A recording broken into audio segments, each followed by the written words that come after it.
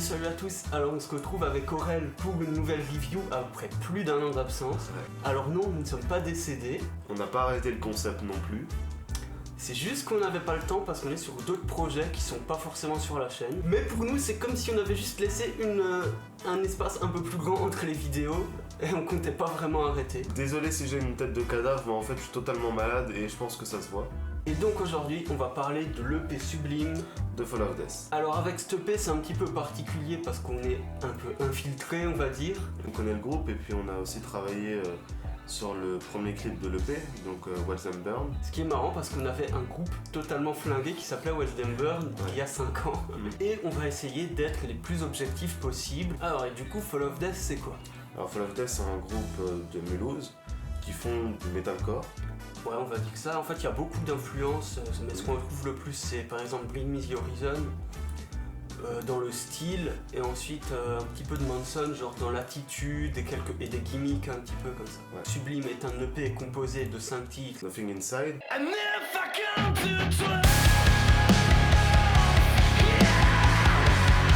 Watch Them Burn.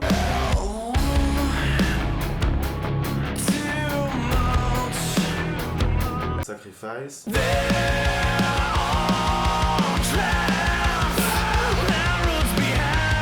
Shed Some Light.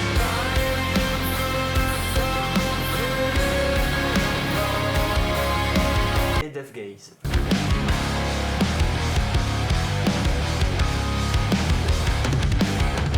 Ils ont bien changé de style. Là, c'est un style plus épuré que ce qu'ils faisaient avant, quand même, la plupart du metalcore en fait. C'est-à-dire que là, on est sur des fois des instrus avec peu de saturation, mais c'est très propre, genre ça fait limite américain, on disait tout à l'heure. Et ouais, ça ressemble pas vraiment à ce qu'on peut attendre d'un groupe local. Et en restant sur le truc pur, c'est qu'il y a très peu de voix saturées. Je crois qu'il y en a sur la première et sur la dernière. Sinon, c'est beaucoup de chants clairs avec des envolées. Bah, c'est très accessible pour du métal et ça fait plaisir.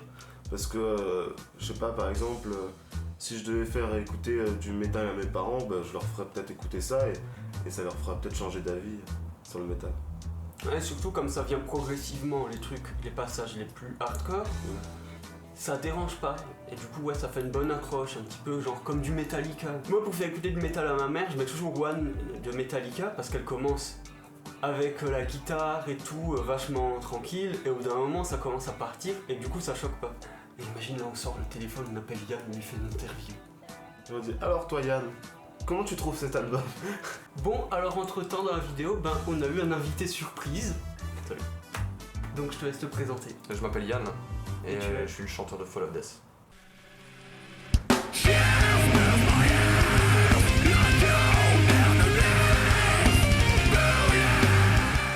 Yann, dis-moi Oui. pourquoi t'as choisi de faire un EP et pas un album? Alors, Parce que t'avais t'as déjà déjà sorti un album Ouais. avant, Ouais. donc pourra revenir sur l'EP. En fait, on a sorti un album en 2011 qui nous a fait tourner.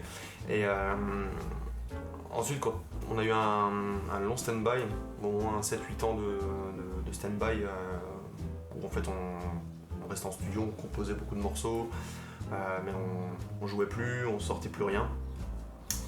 Il y a eu des changements de line-up également, et quand est venue la question de sortir à nouveau un nouveau disque, bon, justement on se demandait on fait quoi, on fait un album, on fait un EP, et vu qu'on n'avait pas prévu en fait de tourner, de faire beaucoup de concerts, on a préféré sortir en fait un EP, car c'est un support qu'on estime plus facile à appréhender, à écouter, qu'un album qui est très très long à assumer et sur lequel on aurait eu besoin vraiment de tourner pendant 1-2 ans à fond, ce qui c'était pas possible pour nous. Donc on a préféré utiliser le support de l'EP. On a composé à peu près, sans te raconter de conneries, au moins 50-60 morceaux, des ébauches. Et puis après, on a gardé en fait que 5 morceaux bien qui nous paraissaient les plus... qu'on préférait quoi. Alors ensuite, au niveau des paroles Ouais. et du sens des musiques en général, Ouais. moi ce que j'avais l'impression c'était que l'album déjà, enfin pas l'album, l'EP, Ouais. il avait un petit peu une forme de film dramatique où genre il y a un élément dramatique dès le début, donc en l'occurrence la déception amoureuse pour la première musique. Ouais. Donc ensuite la deuxième musique, Watch Them Burn, c'était un peu la misanthropie, la perte de foi en l'humanité, surtout au niveau du refrain. Et ensuite que ça se finissait genre avec Shed Some Light qui était plus un espoir, une remontée d'espoir.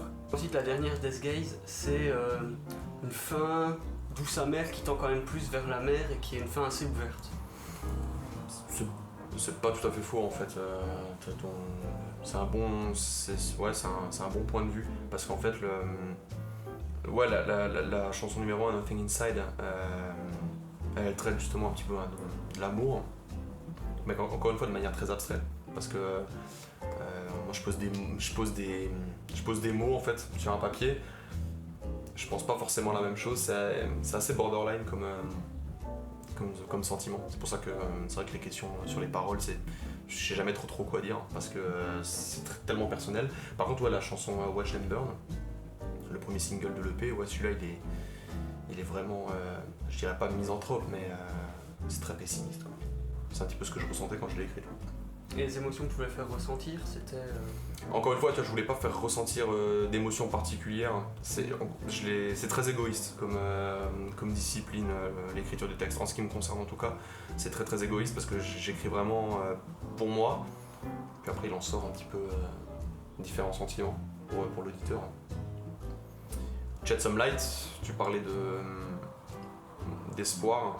En fait, quand j'ai écrit cette chanson, je pensais aux gens qui n'avaient rien. Les textes sont tellement personnels que Après, chacun a un petit peu son interprétation, mais je pourrais pas t'expliquer mot pour mot ce que ça veut dire en fait.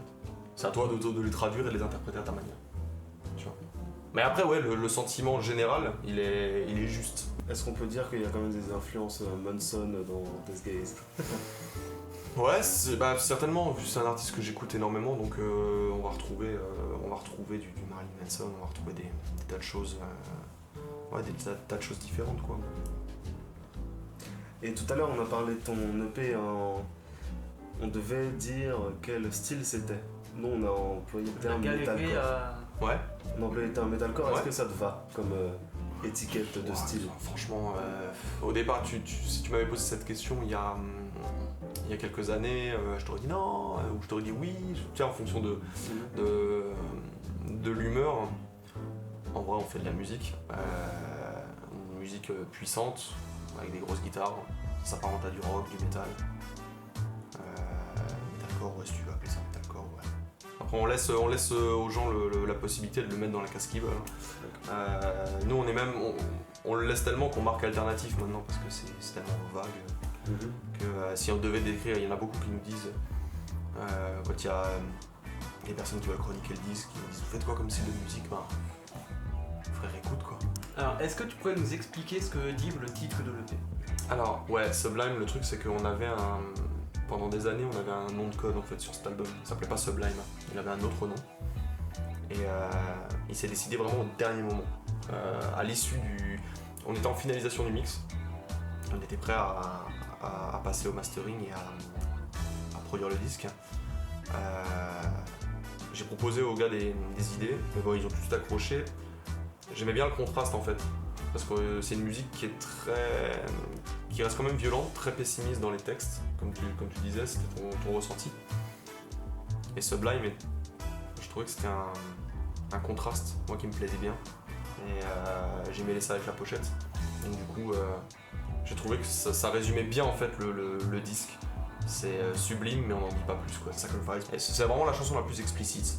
Les autres chansons de l'EP, ce que je peux te donner comme info intéressante, c'est que tous les titres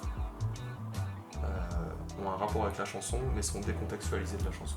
Pourquoi on devrait écouter l'EP en physique et pas en stream? En fait, il y a un petit bonus dans l'EP, il y a des petites surprises qu'on peut retrouver en physique par rapport à la version numérique. Et pour le son aussi, surtout. Le son n'a absolument rien à voir sur CD qu'en streaming.